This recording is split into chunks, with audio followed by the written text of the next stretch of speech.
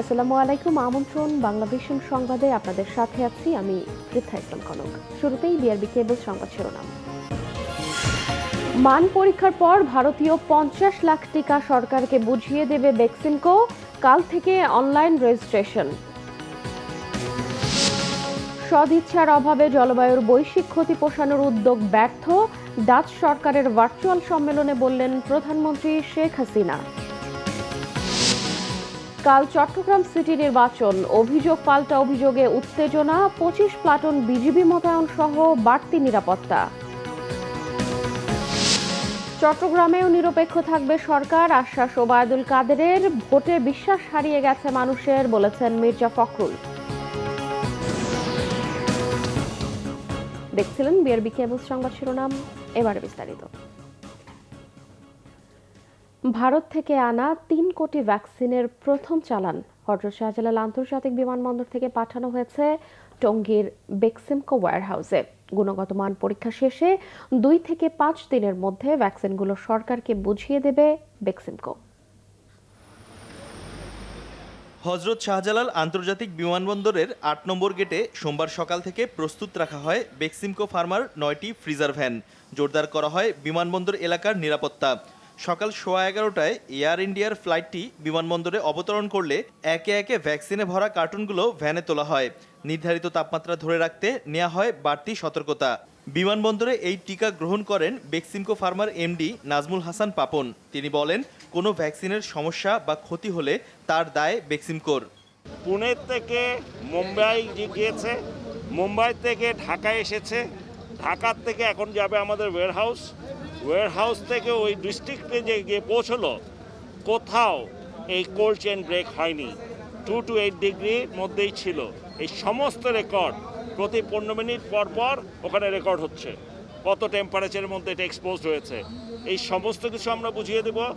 তার সাথে সাথে যদি ওটার ভিতরে কোনো ড্যামেজ, শর্টেজ বা কোনো রকমের সমস্যা থাকে, সেইগুলা আমরা বেক্সিমকো ফার্মার নিয়ে তাদের সরকারকে রিপ্লেস করে দিবে। 4 থেকে 5 দিনের মধ্যেই আমরা প্রত্যেকটা ডিস্ট্রিক্টে ওনারা যেখানে বলেছেন ওখানে পৌঁছে দিব আমরা। ভারত থেকে ঢাকায় আসা পর্যন্ত তাপমাত্রার কোনো হেরফেরে ভ্যাকসিনের ক্ষতি হয়েছে কিনা তা সরকারিভাবে পরীক্ষা করা হবে। স্টোরে ঢোকার আগে দেখবো যে আমরা যে সেটা যদি কন্টিনিউ মেনটেন করে থাকে 2 to 8 ডিগ্রি সেন্টিগ্রেড, তাহলে ওটা কুল রুমে ঢুকিয়ে হস্তান্তর করা হবে। বিমানবন্দর থেকে ফ্রিজার ভ্যানগুলো চলে যায় টঙ্গীতে বেক্সিমকো ফার্মার ওয়্যারহাউসে।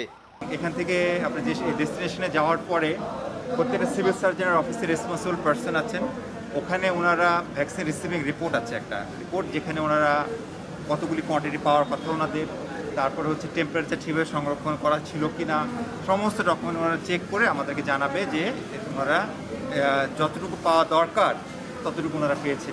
সরকারিভাবে পরীক্ষা করে ছাড়পত্র নেয়ার পর বেক্সিমকো 64 জেলার সিভিল সার্জনদের কাছে পৌঁছে দেবে এই ভ্যাকসিন। শিহাব হোসেন, বাংলাভিশন, ঢাকা। এদিকে প্রধানমন্ত্রীর উদ্বোধনের মধ্য দিয়ে আগামীকাল বুধবার থেকে শুরু হচ্ছে করোনা টিকার অনলাইন রেজিস্ট্রেশন। বৃহস্পতিবার থেকে ঢাকায় ও 8 ফেব্রুয়ারি থেকে দেশব্যাপী ভ্যাকসিন কার্যক্রম শুরু হবে। এরই মধ্যে উপহার আর ক্রয় সহ দেশে পৌঁছেছে 70 লাখ ডোজ করোনা টিকা। ক্রয় করা বাকি 2.5 কোটি ডোজও সেরাম থেকে পর্যায়ক্রমে বাংলাদেশে পৌঁছে যাবে। দেশের বিপুল মানুষকে করোনা ভ্যাকসিন দেওয়ার ব্যবস্থাপনাও প্রস্তুত। টিকা পেতে www.surakha.gov.bd ওয়েব পোর্টালে জাতীয় পরিচয়পত্র, জন্ম তারিখ আর মোবাইল নাম্বার দিয়ে নিবন্ধন করে টিকা কার্ড সংগ্রহ করতে হবে। নিবন্ধনের পর ফিরতি মেসেজে টিকা পাওয়ার কেন্দ্র ও সময় জানিয়ে দেওয়া হবে। প্রথম ডোজের নির্দিষ্ট সময় পর দ্বিতীয় ডোজও একই কেন্দ্রে থেকে নিতে হবে। টিকা নেওয়া সম্পন্ন হলে টিকা প্রাপ্তির সনদও অনলাইন থেকেই সংগ্রহ করতে পারবেন। ওয়েব পোর্টালের পাশাপাশি সুরক্ষা অ্যাপের মাধ্যমেও নিবন্ধন করা যাবে। 27 জানুয়ারি থেকে নিবন্ধন শুরু, 28 জানুয়ারি থেকেই রাজধানীর 5টি হাসপাতালে টিকাদান কার্যক্রম শুরু। দেশব্যাপী টিকাদান শুরু হবে 8 ফেব্রুয়ারি থেকে। প্রধানমন্ত্রীর কার্যালয়ে তথ্য প্রযুক্তি বিভাগ ও স্বাস্থ্য বিভাগের এক যৌথ ব্রিফিংয়ে এসব তথ্য জানানো হয়। টিকা কেন্দ্রে যাওয়ার সময় প্রিন্টেড টিকা কার্ড ও জাতীয় পরিচয়পত্রের কপি সাথে নিতে হবে। এই হচ্ছে প্রাথমিকভাবে সুরক্ষা ভ্যাকসিন ম্যানেজমেন্ট সিস্টেমের প্রধান বৈশিষ্ট্য। 18 বছরের উপর সবাই রেজিস্ট্রেশন করতে পারবেন। টিকা প্রাপ্তিতে বয়োজ্যেষ্ঠদের অগ্রাধিকার দেওয়া হবে। শিশু আর গর্ভবতীদের আপাতত টিকা দেওয়া হচ্ছে না। করোনা আক্রান্ত বা আক্রান্ত হওয়ার 4 সপ্তাহের মধ্যে টিকা নেওয়া যাবে না। এছাড়া গুরুতর অসুস্থ ছাড়া অন্য দীর্ঘমেয়াদী রোগীরাও টিকা নিতে পারবেন। এই অ্যাপসের বাইরে আমরা কোনো টিকা দেওয়ার ব্যবস্থা করব কিনা, আমরা বলবো যে না, আমরা এই অ্যাপসের বাইরে যাব না। কারণ তাহলে পরে আমরা তো সমস্ত ডেটাটাকে একসাথে আমাদেরকে সংরক্ষণ করতে হবে, এটা অ্যানালাইসিস করতে হবে, পরবর্তীতে আমরা এই ডেটাটাকে অনেকগুলো কাজে আমাদের লাগাতে হবে। ফ্রন্টলাইনার সহ 17 ক্যাটাগরিতে নানা শ্রেণী পেশার মানুষ করোনা টিকার জন্য অগ্রাধিকার পাবেন। যাদের স্মার্টফোন নেই তারা ইউনিয়ন ডিজিটাল সেন্টারে গিয়ে নিবন্ধন করতে পারবেন। রুকুনুজ্জামান, বাংলা ভিশন, ঢাকা। করোনার টিকা দিতে সংশ্লিষ্ট 85 জন চিকিৎসক ও নার্সকে প্রশিক্ষণ দিচ্ছে বিশ্ব স্বাস্থ্য সংস্থা ও স্বাস্থ্য অধিদপ্তর। ঢাকা দক্ষিণ সিটি কর্পোরেশনের আওতাধীন বঙ্গবন্ধু শেখ মুজিব মেডিকেল বিশ্ববিদ্যালয়, ঢাকা মেডিকেল ও মুগদা জেনারেল হাসপাতালের স্বাস্থ্যকর্মীদের নিয়ে দিনব্যাপী প্রশিক্ষণের আয়োজন করে। নগর ভবনের মেয়র হানিফ মিলনায়তনে আয়োজিত প্রশিক্ষণ কর্মশালায় অংশ নেন এই 3টি হাসপাতালের চিকিৎসক ও নার্সরা। করোনার ভ্যাকসিন নিয়ে অপপ্রচার এবং ভ্যাকসিন গ্রহণ পরবর্তী পার্শ্ব প্রতিক্রিয়া নিয়ে কথা বলেন বিশ্ব স্বাস্থ্য সংস্থার কর্মকর্তারা। এ সময় তারা বলেন, যে কোনো ধরনের টিকা নেয়ার পর হালকা জ্বর, শরীর ব্যথা হওয়াটা স্বাভাবিক। এ নিয়ে অহেতুক আতঙ্কিত না হয়ে করোনা প্রতিরোধে এই টিকা নিতে মানুষকে উৎসাহিত করার পরামর্শও দেন প্রশিক্ষকরা। প্রধানমন্ত্রী শেখ হাসিনা বলেছেন, জলবায়ুর বিরূপ প্রভাবে ক্ষয়ক্ষতি পুষিয়ে নেওয়ার জন্য বিশ্বব্যাপী উদ্যোগ গ্রহণের ব্যর্থতার জন্য অর্থ ও রাজনৈতিক সদিচ্ছার অভাবই দায়ী। তিনি বলেন, যে ক্ষয়ক্ষতি হয়ে গেছে, ভবিষ্যতের ক্ষয়ক্ষতি হ্রাস করার প্রক্রিয়াও অনুরূপ গুরুত্বপূর্ণ, কিন্তু অর্থ ও রাজনৈতিক সদিচ্ছার অভাবে বৈশ্বিক অভিযোজনমূলক পদক্ষেপগুলো ক্ষয়ক্ষতির সঙ্গে আদৌ সঙ্গতিপূর্ণ নয়। তিনি বলেন, সম্প্রতিকালের কোভিড-19 অভিজ্ঞতা সকলের জন্য একতাবদ্ধ হওয়া এবং সময় উপযোগী পদক্ষেপ গ্রহণের কার্যকারিতা প্রমাণ করেছে। নেদারল্যান্ড সরকারের উদ্যোগে সোমবার থেকে শুরু হওয়া 2 দিনের অনলাইন জলবায়ু অভিযোজন সামিট CSS 2021-এ প্রচারিত 2 মিনিটের রেকর্ড করা ভাষণে প্রধানমন্ত্রী এসব কথা বলেন। সম্মেলনে নেদারল্যান্ডসের প্রধানমন্ত্রী মার্ক রুট স্বাগত বক্তৃতা দেন। 4 ঘন্টা পর সারা দেশে ডাকা ধর্মঘট প্রত্যাহার করেছে নৌযান শ্রমিকরা। এতে রাত থেকেই লঞ্চ চলাচল শুরু হয়েছে। শ্রমিক নেতাদের সাথে বৈঠকের পর রাতে BIWT এর চেয়ারম্যান কমান্ডো গোলাম সাদিক এই তথ্য জানান। আর শ্রমিক ফেডারেশনের নেতারা জানান, শ্রমিকরা তাদের কাজে যোগ দেবেন। আদালতের আদেশের বিরুদ্ধে ধর্মঘট ডাকা আদালত অবমাননা কিনা সেই প্রশ্নের জবাব দেননি শ্রমিক নেতারা। গত বছর বরিশালে যাত্রীবাহী লঞ্চের মুখোমুখি সংঘর্ষে এক মামলায় 2 চালককে সোমবার কারাগারে পাঠানোর আদেশ দেন মেরিন আদালত। তাদের জামিনের দাবিতে সারা দেশে নৌযান চলাচল বন্ধ করে দেয় নৌযান শ্রমিক ফেডারেশন। এতে চরম বিপাকে পড়েন বিভিন্ন রুটের যাত্রীরা।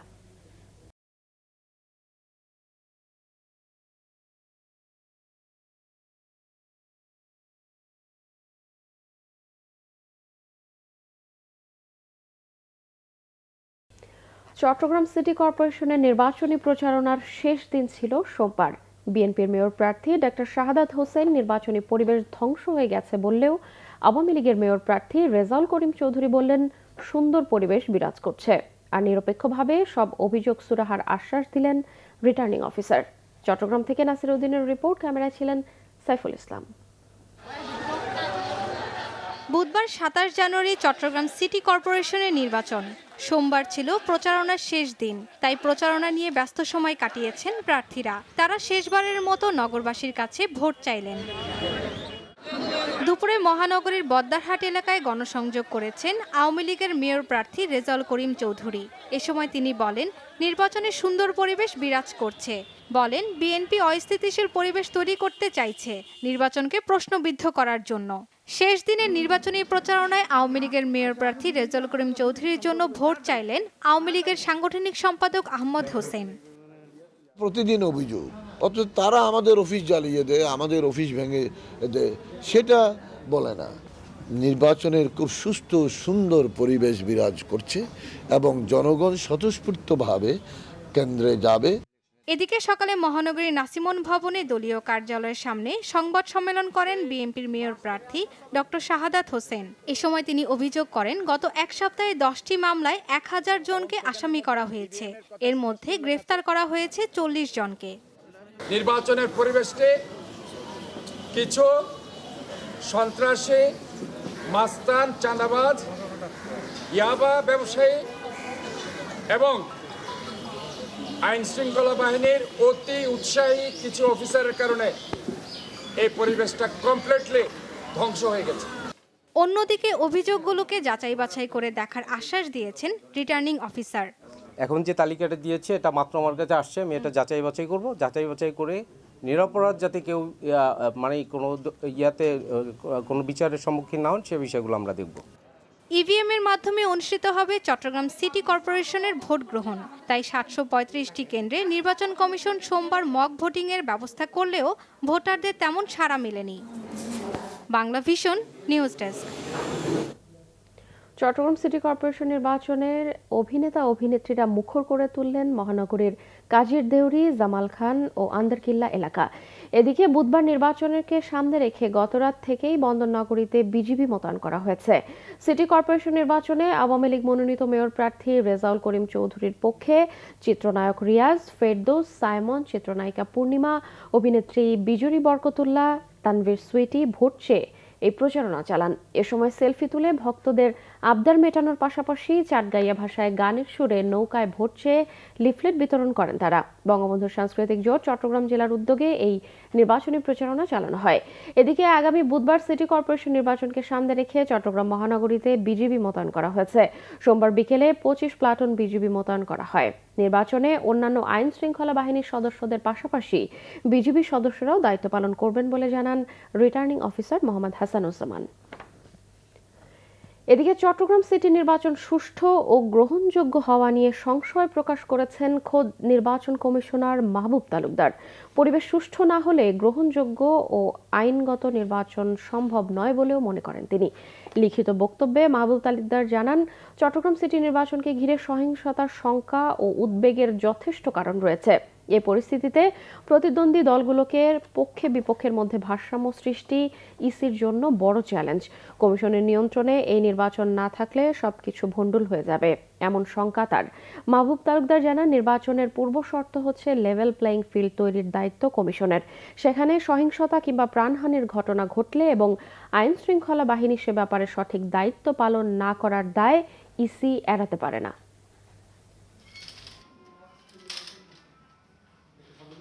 পরিবেশ সুষ্ঠু না হলে অবাধ, নিরপেক্ষ, আইনানুগ ও গ্রহণযোগ্য নির্বাচন সম্ভব নয়। নির্বাচনের পূর্বশর্ত লেভেল প্লেইং ফিল্ডের ধারণাও অবান্তর হয়ে যায়। তাই চট্টগ্রাম সিটি কর্পোরেশন নির্বাচনে পক্ষ বিপক্ষের ভারসাম্য সৃষ্টি করে আমাদের জন্য এক বড় চ্যালেঞ্জ। এই নির্বাচন কমিশনের নিয়ন্ত্রণে থাকা অপরিহার্য, নইলে তা ভণ্ডুল হয়ে যাবে। সুষ্ঠু নির্বাচন দল ও মত নির্বিশেষে সবার জন্য দেশপ্রেমের অগ্নি পরীক্ষা। আওয়ামী লীগ সাধারণ সম্পাদক ওবায়দুল কাদের বলেছেন, সরকার চট্টগ্রাম সিটি নির্বাচনেও কোনো ধরনের হস্তক্ষেপ করবে না। জনগণ যাকে খুশি তাকে ভোট দেবে। আওয়ামী লীগ সাধারণ সম্পাদক ওবায়দুল কাদের তার সরকারি বাসভবনে নিয়মিত ব্রিফিংয়ে অংশ নেন। এ সময় তিনি বলেন, অবাধ ও নিরপেক্ষ নির্বাচন অনুষ্ঠানে কমিশনকে সরকার সম্পূর্ণ সহযোগিতা করবে। চট্টগ্রাম সিটি কর্পোরেশন নির্বাচন অবাধ, সুষ্ঠু ও নিরপেক্ষ হবে বলেও আশা করেন কাদের। চট্টগ্রাম সিটি কর্পোরেশন নির্বাচনে সরকার কোনো ধরনের হস্তক্ষেপ করবে না। চট্টগ্রামে জনগণ যাকে খুশি ভোট দেবেন। অবাধ ও নিরপেক্ষ নির্বাচন অনুষ্ঠানে স্বাধীন ও কর্তৃত্বপূর্ণ ভূমিকা পালনে নির্বাচন কমিশনকে সরকার সম্পূর্ণ সহযোগিতা দেবে।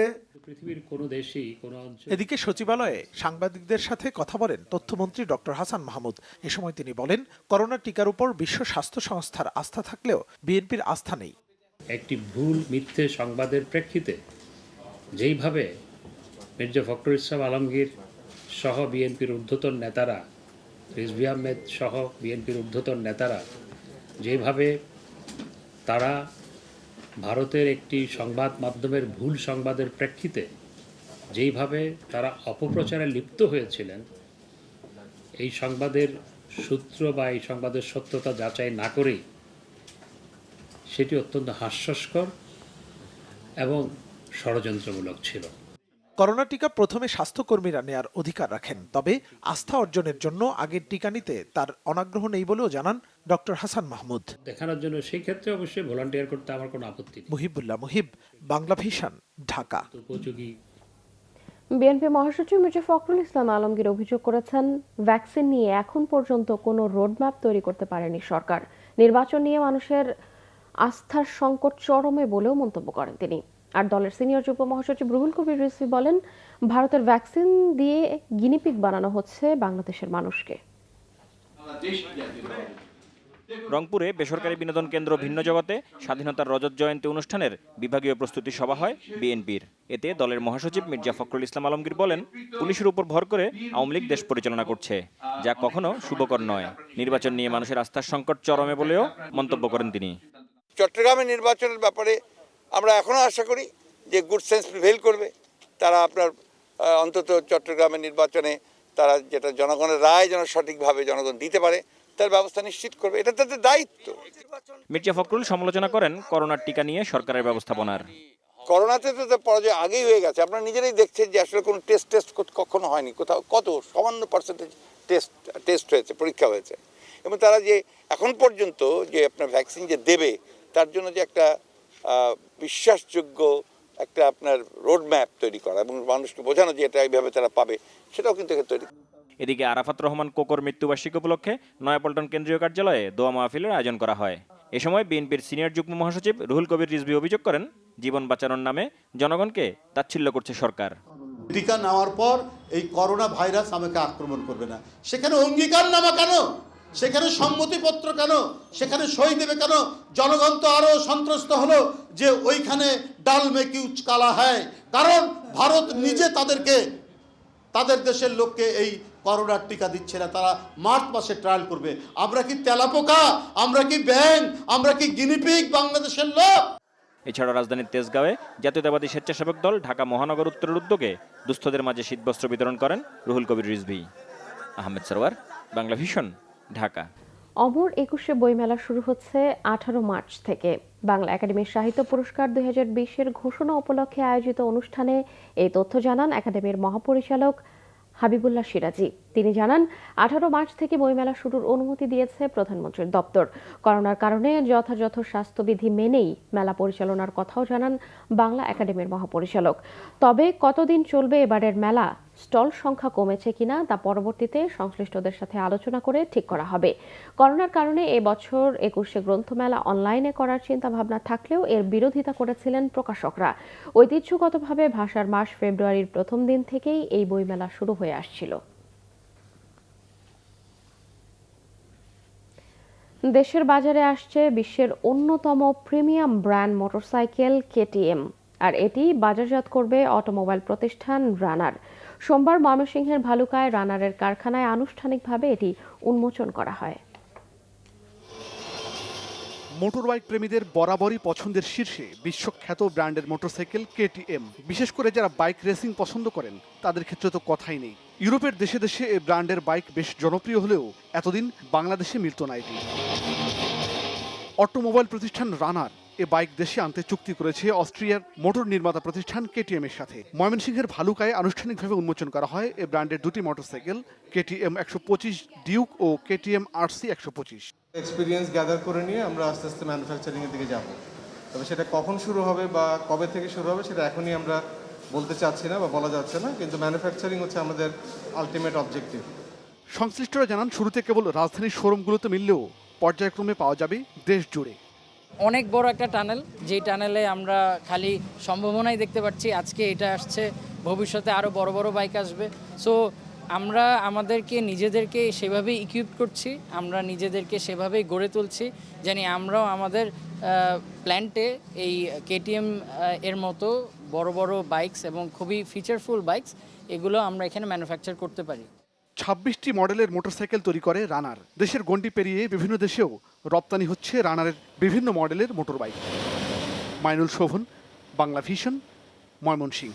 সংবাদ শেষ করব বিআরবি কেবল শিরোনামগুলো আরও একবার জানিয়ে। মান পরীক্ষার পর ভারতীয় 50 লাখ টিকা সরকারকে বুঝিয়ে দেবে বেক্সিমকো, কাল থেকে অনলাইন রেজিস্ট্রেশন। সদিচ্ছার অভাবে জলবায়ুর বৈশ্বিক ক্ষতি পোষানোর উদ্যোগ ব্যর্থ, ডাচ সরকারের ভার্চুয়াল সম্মেলনে বললেন প্রধানমন্ত্রী শেখ হাসিনা।